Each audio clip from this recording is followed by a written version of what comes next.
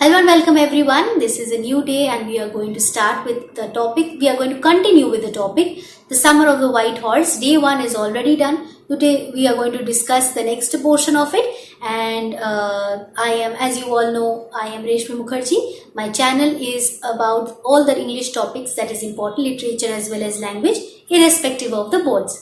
So I congratulate all the ICSE students who have come here. Maybe by mistake, if you have opened it, I congratulate them for their marvelous results. And let's see how the others do and how others have done. And so let's, without any delay, let's move to the topic and understand it properly.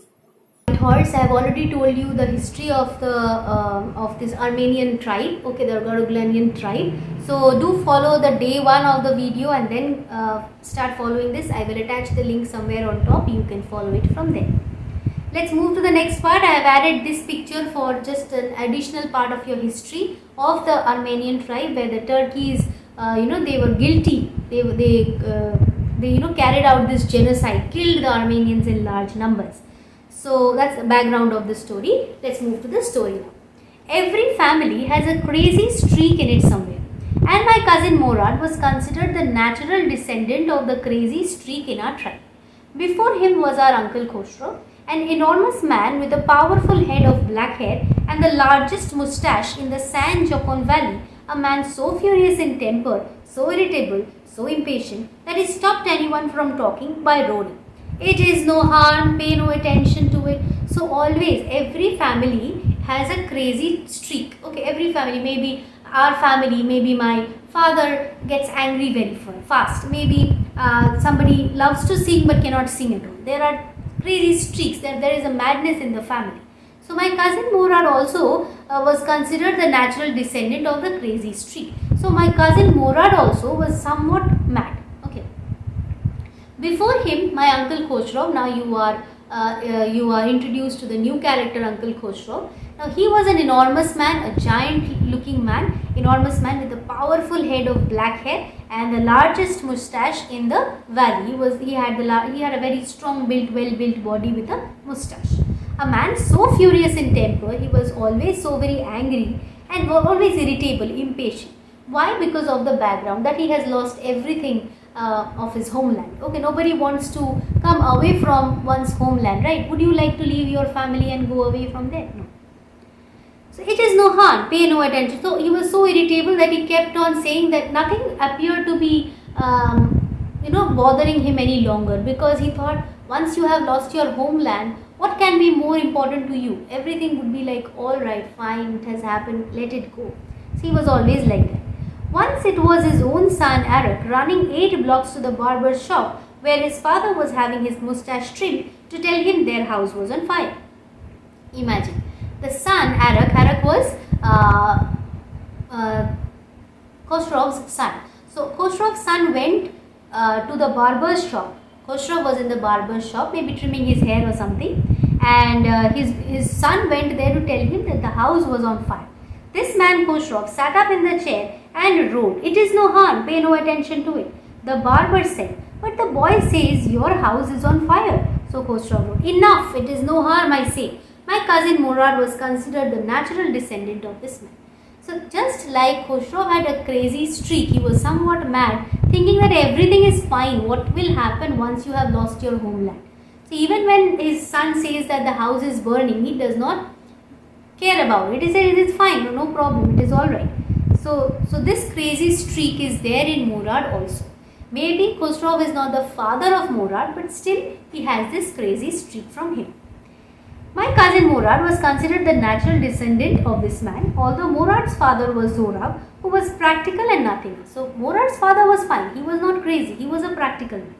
But somehow, because they were of the same tribe, they were of the same they had the same Armenian blood, he was somewhat like Khosrow and had a slight madness in him. That's how it was in our tribe. A man could be the father of his own son's flesh, but that did not mean that he was also the father of his spirit. So you may share, maybe you are my daughter or son and you share my blood, but you may not share my character. Maybe I am a very calm and quiet person, but you are always very rude to everybody, or you are even kinder, more kind than me. That is also possible. Or you may have a crazy streak, somewhat mad. Maybe I am not mad. Maybe I am mad and you are not mad. So you don't share my qualities. The distribution of the various kinds of spirit of our tribe had been from the beginning capricious and vagrant. Capricious means fickle-minded and vagrant means homeless. Just like the Armenians never got a proper home to stay, they were always running from one place to the other, serving as refugees. Our behaviors, our qualities, our characters were also somewhat like that. Okay. We rode and my cousin Morad sang. For all anybody knew, we were still in the old country, where at least according to some of our neighbors we belonged. So still that place we were staying, we were continuing to live in that place. Our neighbors knew that we were living in that place. We let the horse run as long as it felt like running. So we kept on, running some distance on the horse. At last my cousin Morad said, "Get down, I want to ride alone." So now Morad wants to ride the horse alone. He does not want to keep his brother behind him. The horse will let me ride, I said. That is up to, get down, I want to ride. Will you let me ride alone? I asked. That is up to the horse, my cousin said. Get down. So it depends on the horse whether the person should ride or not ride. It does not depend on the person according to Murad. It depends on the horse that is giving the person a ride. We shall see, he said. Don't forget that I have a way with a horse. This is important line. Well, I said, any way you have with a horse, I have also. But what does Aaron think? Aaron thinks that if he can, I also should be able to ride the horse. I also have a way with the horse. For the sake of your safety, he said, let us hope so. Alright, let us hope that you can also ride the horse. Get down, alright, I said. But remember, you have got to let me try to ride alone. I got down and my cousin Murad kicked his heels into the horse and shouted, Wazir, run. So he starts riding the horse alone. And the younger one, that means our narrator or Aram, gets down the horse in a hope that he will ride alone soon, just like Murad. Okay, so these are the pictures that tell you, you can just imagine that they are riding the horse. You are riding a horse like that. So this is again your same page that I have already told you about. You can continue your class over here. Okay, you can enroll it. You can mail me at reshmimukherjee24@gmail.com. And if our times match, we can continue with the class. The horse stood on its hind legs, snorted and burst into a fury of speed that was the loveliest thing I had ever seen. So I never saw a horse that was so energetic, running so beautifully. And it is of course a kind of an adventurous thing, right? Riding a horse.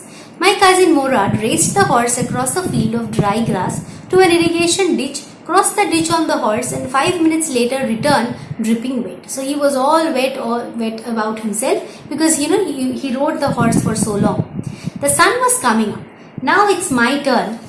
It's my turn to ride, I said. My cousin Murad got off the horse. Ride, he said. I leapt to the back of the horse and for a moment knew the most awful fear imaginable. As soon as he rode the horse, he understood that's not going to be so easy. Murad could, but maybe I don't know how much I will be capable in riding the horse. The horse did not move. Kick into his muscles, my cousin Murad said. So you kick into his muscles, otherwise he will not start running. There is a way. What are you waiting for? We have got to take him back before everybody in the world is up and about. So if it is wide daylight, everybody will know that they have stolen a horse. That cannot happen. So just start riding the horse. I kicked into the muscles of the horse. Once again it reared and snorted. So it made a sound, reared and snorted, just like it had started when Morad rode it. And what he did is, it began to run. I didn't know what to do. Instead of running across the field to the irrigation ditch, the horse ran down the road to the vineyard of Dikran Halabian, where it began to leap over the vines. Vines, these are creepers, no? That region, the horse cannot run so fast.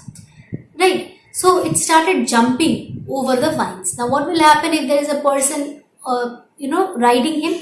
Of course, he will fall down. Then it continued running.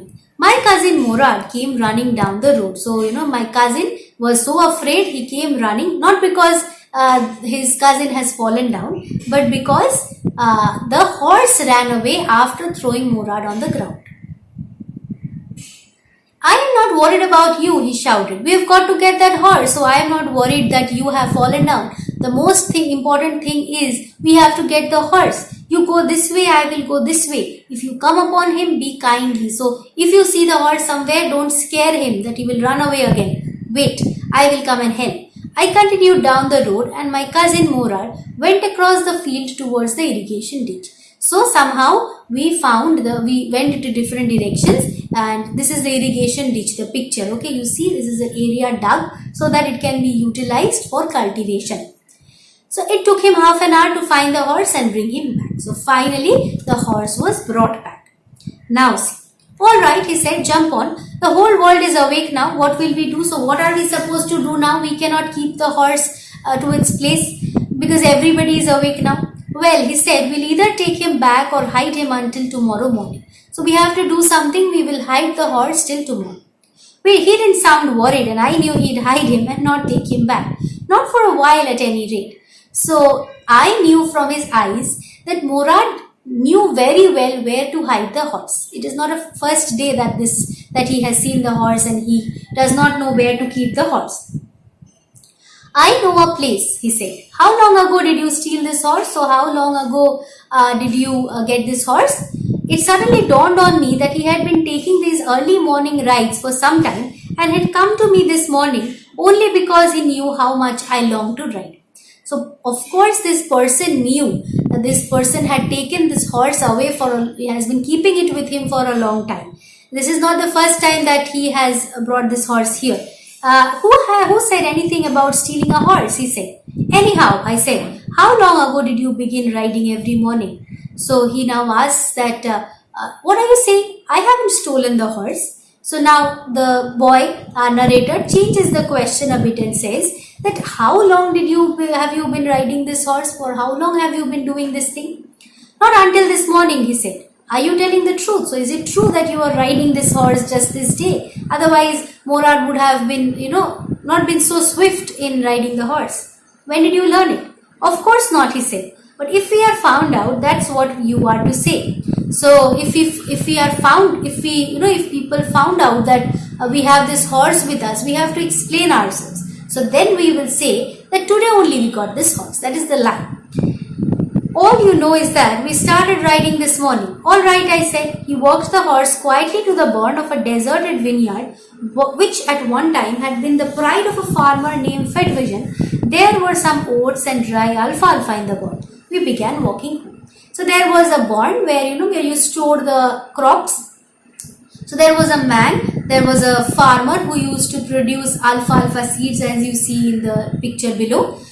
It was stored in that barn. Now it is not used, so the horse could be kept in the barn safely without anybody noticing it. Alright, so today is the second day of our CBSE topic, the summer of the horse and the white horse, and it's done. We will move to the next day when we will finish this topic. So I am glad that you have been till here, and I will of course be very happy if you like my channel and share it with everybody so that I can bring up more videos, and also subscribe and hit the bell icon so that you get updates to the next day's video. Alright, hoping to meet you on Friday again with the last part of it. Tomorrow you will have your live class. The grammar portion will be discussed there. So till then, bye bye. Hope to meet you tomorrow as well as Friday.